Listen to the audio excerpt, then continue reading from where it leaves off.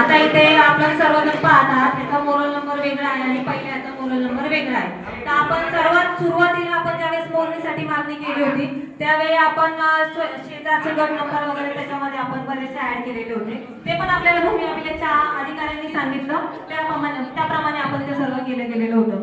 परंतु त्यानंतर काही कायदा सुव्यवस्थेचा प्रश्न जे की भरपूर लोकांचे अर्ज केले किंवा उद्भवले ह्या ॲनीवरून आपल्याला साहेबांनी सांगितलं की आम्ही तुम्हाला पूर्ण गावठांची मोजणी करून देतो, आपण ते हे न करता म्हणजे पलीकडच्या गटांना काही हे न करता म्हणून आपल्याला त्यांनी परत दुसरे मोरल नंबर दिले व त्याची पण आपल्याकडे पूर्ण कागदपत्री त्याचं सर्व आहे. तो पहिला कॅन्सल केला गेला त्यासाठी आणि पुन्हा दुसऱ्या मोरल नंबरवरती आपल्या संपूर्ण गावठांची आपले मातीच्या मध्ये होते त्याच्यामध्ये थोडे सुरुवातीला, परंतु त्यांनी आपल्याला ते ऍड करून संपूर्ण गावठाणाची मोजणी करून त्याची हद्द निश्चिती करून दिली. परंतु नंतर आपल्या लक्षात आलं की त्यांनी आपल्याला ज्यावेळी कप्रत दिली त्या कप्रतवरती आपल्याला अतिक्रमण त्यांनी रंगवून दिलेलं नाही. या संदर्भात मग आम्ही ग्रामपंचायत म्हणूनवरती एक पत्रव्यवहार केला की आम्हाला ह्याच्या हद्द निश्चिती पाहिजे.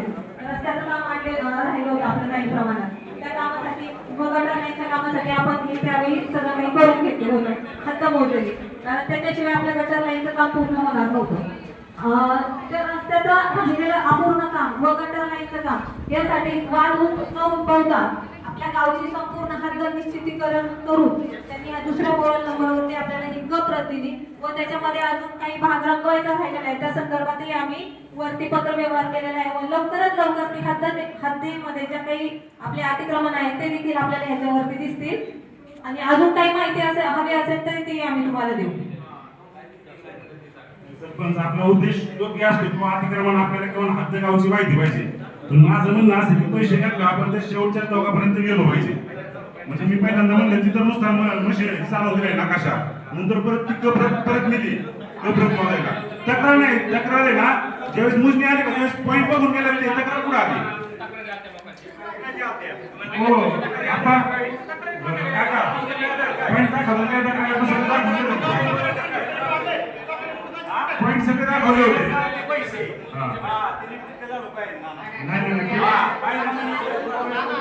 फक्त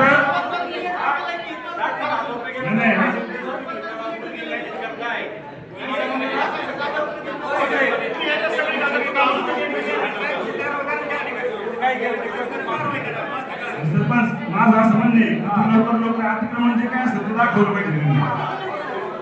सुरुवातीला त्यांनी हद्द सुद्धा नव्हतं दाखवलं, पाडलं म्हणून हद्द दाखवलं जास्त नाही ना, हद्द दाखवलं अतिक्रमण दाखवलं सगळ्या